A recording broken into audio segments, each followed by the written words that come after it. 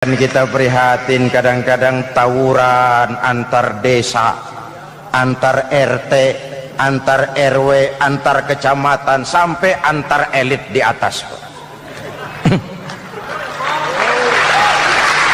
Makanya saya ulang lagi pesan ini, kalau elit di atas tawuran, jadilah penonton yang baik.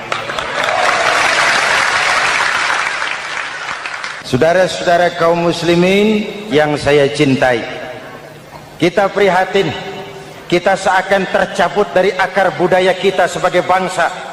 Kenapa kita yang berfalsafahkan Pancasila, kenapa kita yang berketuhanan yang Maha Esa tiba-tiba jadi beringas dan brutal? Ada maling ayam ketangkap, disiram bensin, dibakar hidup-hidup. Kok kita bisa begitu? Street justice, pengadilan jalanan mulai tegak. Iyalah kita tidak puas dengan kerja aparat kita, tapi jangan main hakim sendiri. Ini negara, bukan hutan.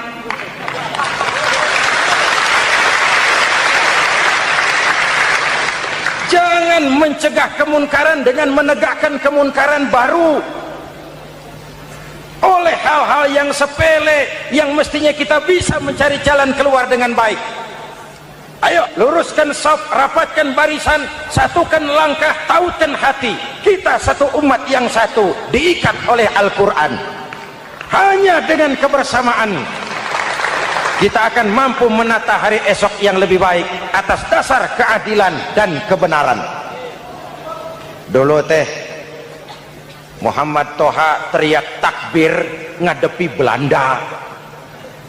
Bung Tomo teriak takbir ngadepi Belanda.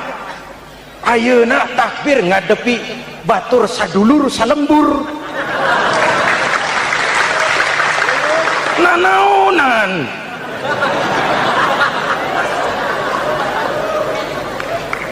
Bung Tomo teriak takbir, Muhammad Toha teriak takbir, yang dihadapi jelas penjajah Belanda. Kita ngadepi saudara sendiri, Allahu Akbar, yang sana teriak Allahu Akbar, setan tepuk tangan di tengah. Yuk kita rukun, yuk kita kompak, yuk kita bersatu, yuk kita pulang, yuk.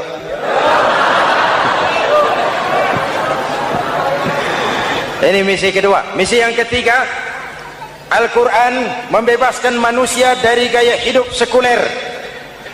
Quran mengingatkan, awas bung, ada hidup sesudah mati, ada akhirat sesudah dunia. Lebih untung orang yang percaya akhirat daripada yang tidak. Paling tidak hidupnya normatif.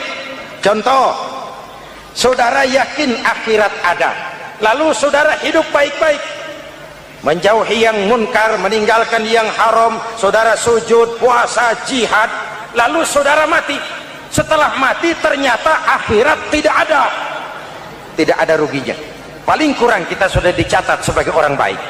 Sebaliknya, saudara tidak percaya sama akhirat, lalu hidup seenaknya, judi, mabuk, zina, nipu orang, korupsi, tenggelam dalam kemunkaran, lalu mati.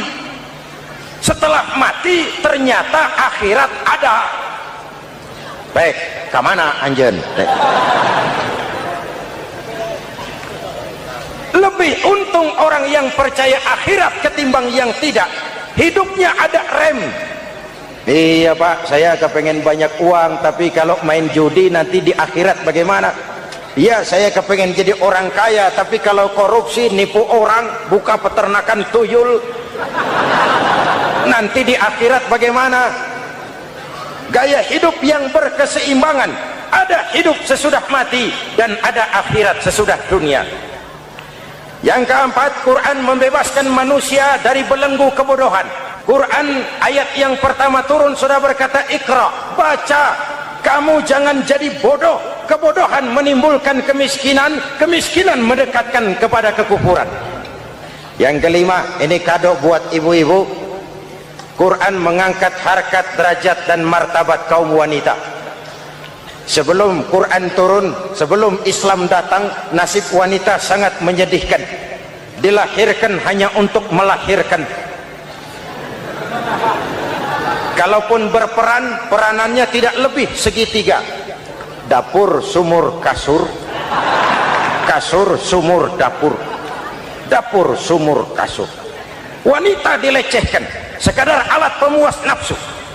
Datang Islam, Rasul terenyuh, an-nisa imadul bilad. Wanita adalah tiangnya negara.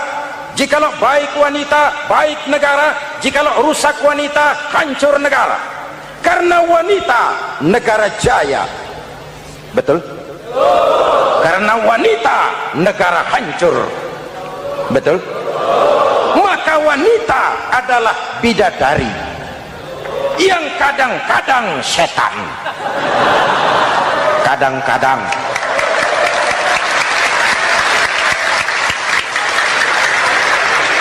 Karena yang hadir di sini bidadari semua.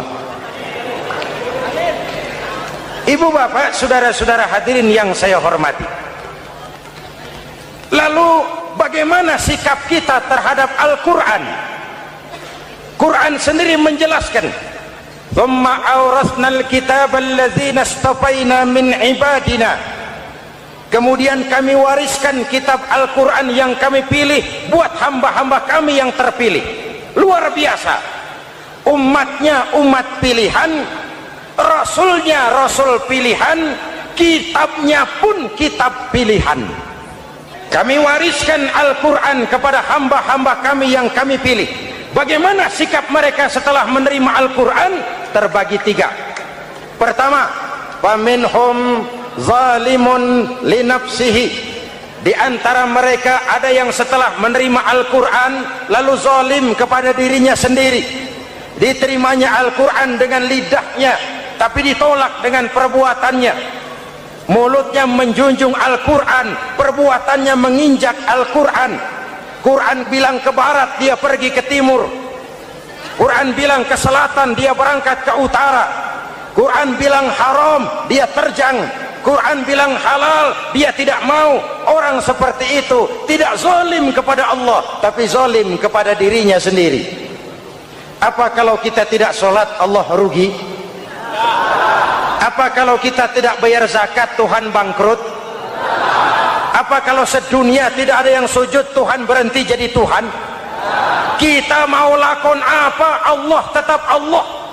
Kau mau jadi orang baik-baik, mau jadi bajingan paling tengik, mau jadi orang soleh, mau jadi orang salah, Allah tetap Allah.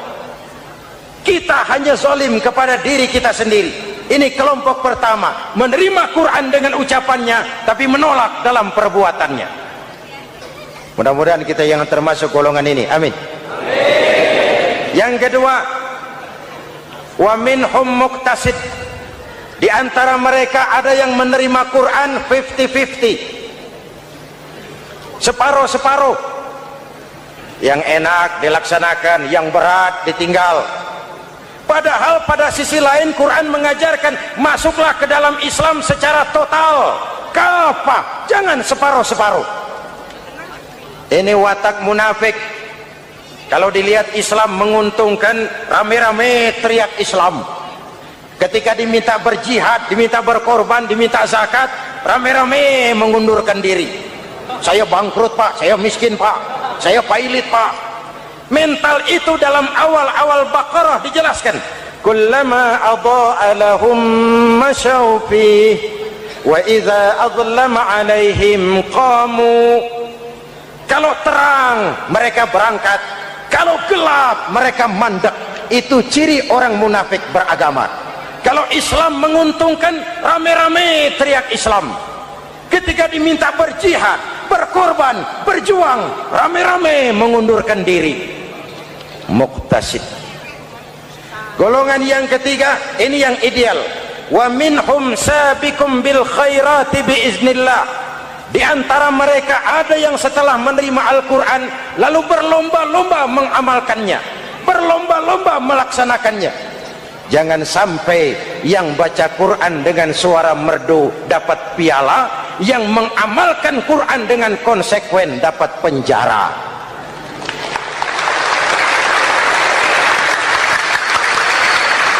Itu ironi, itu menyedihkan, itu memilukan dan itu memalukan. Pilihan terserah kita.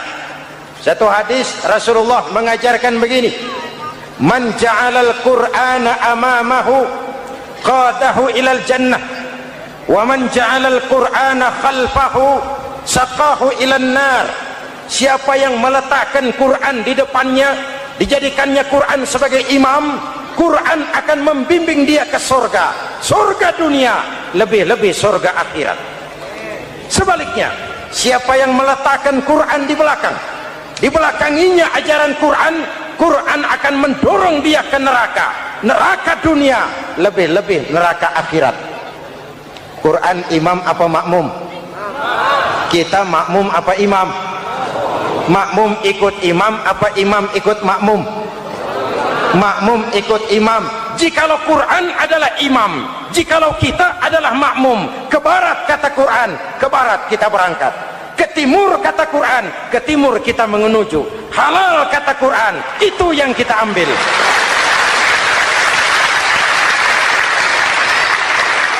Mari kita jadikan Ramadan sebagai bulan di mana sedikit demi sedikit kita berupaya kembali menjadi generasi yang Qurani. Rasulullah pernah ditanya, kalau Tuhan wafat ya Rasul, kemana kami minta nasihat? Aku tinggalkan kamu dua nasihat, satu yang diam saja, satu yang bisa bicara. Yang bisa bicara apa ya Rasul? Al-Quran. Minta nasihat Quran. Yang diam saja apa ya Rasul? Maut. Dalam hidup ada dua nasihat, nasihat yang bisa bicara Al-Quran, nasihat yang diam saja maut. Kok kita bisa begitu? Street justice, pengadilan jalanan mulai tegak. Iyalah kita tidak puas dengan kerja aparat kita, tapi jangan main hakim sendiri. Ini negara bukan hutan.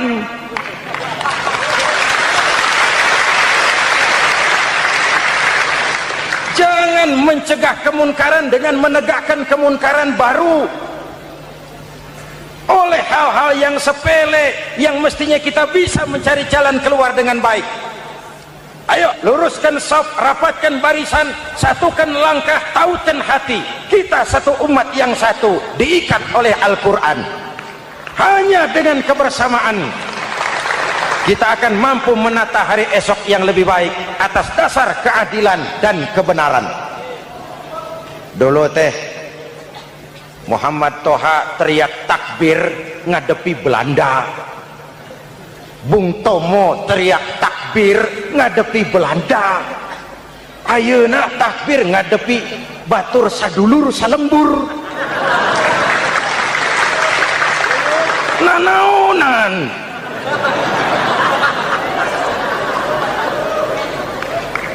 Bung Tomo teriak takbir, Muhammad Toha teriak takbir, yang dihadapi jelas penjajah Belanda.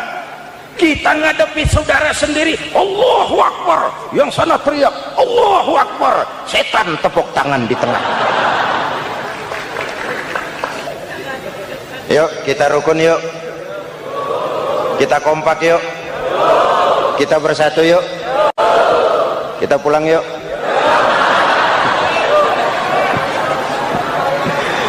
Ini misi kedua. Misi yang ketiga, Al-Quran membebaskan manusia dari gaya hidup sekuler. Quran mengingatkan, awas bung, ada hidup sesudah mati, ada akhirat sesudah dunia. Lebih untung orang yang percaya akhirat daripada yang tidak. Paling tidak hidupnya normatif. Contoh, saudara yakin akhirat ada, lalu saudara hidup baik-baik, menjauhi yang munkar, meninggalkan yang haram, saudara sujud, puasa, jihad, lalu saudara mati. Setelah mati ternyata akhirat tidak ada ruginya. Paling kurang kita sudah dicatat sebagai orang baik. Sebaliknya, saudara tidak percaya sama akhirat, lalu hidup seenaknya, judi, mabuk, zina, nipu orang, korupsi, tenggelam dalam kemunkaran, lalu mati. Setelah mati ternyata akhirat ada. Baik, kemana anjen? Lebih untung orang yang percaya akhirat ketimbang yang tidak. Hidupnya ada rem, Iya Pak, saya kepengen banyak uang, tapi kalau main judi nanti di akhirat bagaimana? Iya, saya kepengen jadi orang kaya, tapi kalau korupsi, nipu orang, buka peternakan tuyul, nanti di akhirat bagaimana? Gaya hidup yang berkeseimbangan, ada hidup sesudah mati dan ada akhirat sesudah dunia. Yang keempat, Quran membebaskan manusia dari belenggu kebodohan. Quran ayat yang pertama turun sudah berkata, Iqra, baca, kamu jangan jadi bodoh. Kebodohan menimbulkan kemiskinan, kemiskinan mendekatkan kepada kekufuran. Yang kelima, ini kado buat ibu-ibu, Quran mengangkat harkat, derajat dan martabat kaum wanita. Sebelum Quran turun, sebelum Islam datang, nasib wanita sangat menyedihkan. Dilahirkan hanya untuk melahirkan. Kalaupun berperan, peranannya tidak lebih segitiga. Dapur, sumur, kasur. Kasur, sumur, dapur. Dapur, sumur, kasur. Wanita dilecehkan, sekadar alat pemuas nafsu. Datang Islam, Rasul terenyuh, An-nisa imadul bilad. Wanita adalah tiangnya negara. Jikalau baik wanita, baik negara. Jikalau rusak wanita, hancur negara. Karena wanita, negara jaya. Betul? Karena wanita, negara hancur. Betul? Maka wanita adalah bidadari yang kadang-kadang setan. Kadang-kadang.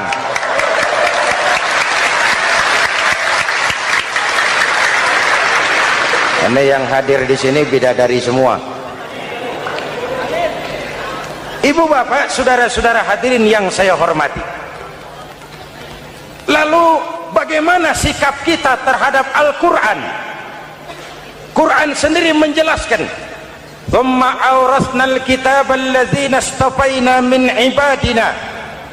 Kemudian kami wariskan kitab Al-Quran yang kami pilih buat hamba-hamba kami yang terpilih. Luar biasa. Umatnya umat pilihan, Rasulnya Rasul pilihan, kitabnya pun kitab pilihan. Kami wariskan Al-Quran kepada hamba-hamba kami yang kami pilih. Bagaimana sikap mereka setelah menerima Al-Quran? Terbagi tiga.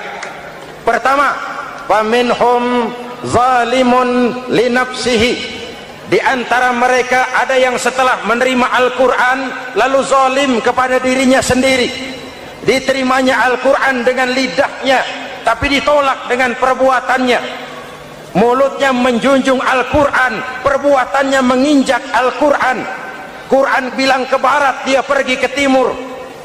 Quran bilang ke selatan, dia berangkat ke utara. Quran bilang haram, dia terjang. Quran bilang halal, dia tidak mau.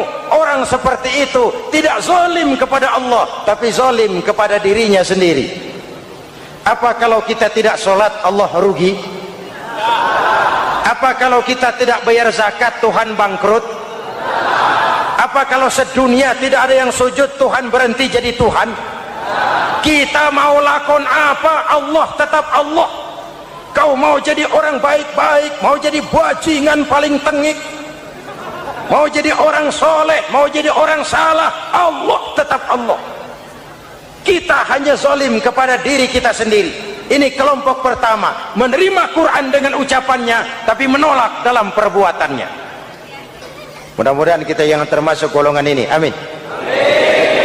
Yang kedua, wa minhum muqtasid. Di antara mereka ada yang menerima Quran 50-50, separuh-separuh. Yang enak dilaksanakan, yang berat ditinggal. Padahal pada sisi lain Quran mengajarkan masuklah ke dalam Islam secara total, kafah, jangan separuh-separuh. Ini watak munafik. Kalau dilihat Islam menguntungkan, rame-rame teriak Islam. Ketika diminta berjihad, diminta berkorban, diminta zakat, rame-rame mengundurkan diri. Saya bangkrut Pak, saya miskin Pak, saya pailit Pak. Mental itu dalam awal-awal Baqarah dijelaskan.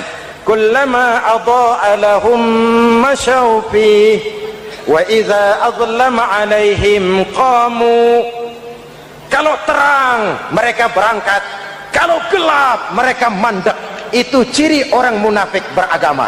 Kalau Islam menguntungkan, rame-rame teriak Islam. Ketika diminta berjihad, berkorban, berjuang, rame-rame mengundurkan diri. Muqtasid. Golongan yang ketiga, ini yang ideal. Wa minhum sabiqum bil khairati biiznillah. Di antara mereka ada yang setelah menerima Al-Quran lalu berlomba-lomba mengamalkannya, berlomba-lomba melaksanakannya. Jangan sampai yang baca Quran dengan suara merdu dapat piala, yang mengamalkan Quran dengan konsekuen dapat penjara.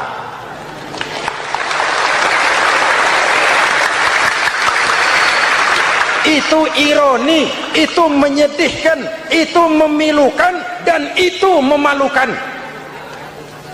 Pilihan terserah kita. Satu hadis Rasulullah mengajarkan begini: man ja'alal qur'ana amamahu qadahu ilal jannah, wa man ja'alal qur'ana khalfahu saqahu ilan nar. Siapa yang meletakkan Quran di depannya, dijadikannya Quran sebagai imam, Quran akan membimbing dia ke surga, surga dunia, lebih-lebih surga akhirat. Sebaliknya, siapa yang meletakkan Quran di belakang, dibelakanginya ajaran Quran, Quran akan mendorong dia ke neraka, neraka dunia, lebih-lebih neraka akhirat. Quran imam apa makmum? Kita makmum apa imam? Makmum ikut imam apa imam ikut makmum? Makmum ikut imam. Jikalau Quran adalah imam, jikalau kita adalah makmum. Ke barat kata Quran, ke barat kita berangkat. Ke timur kata Quran, ke timur kita menuju. Halal kata Quran, itu yang kita ambil.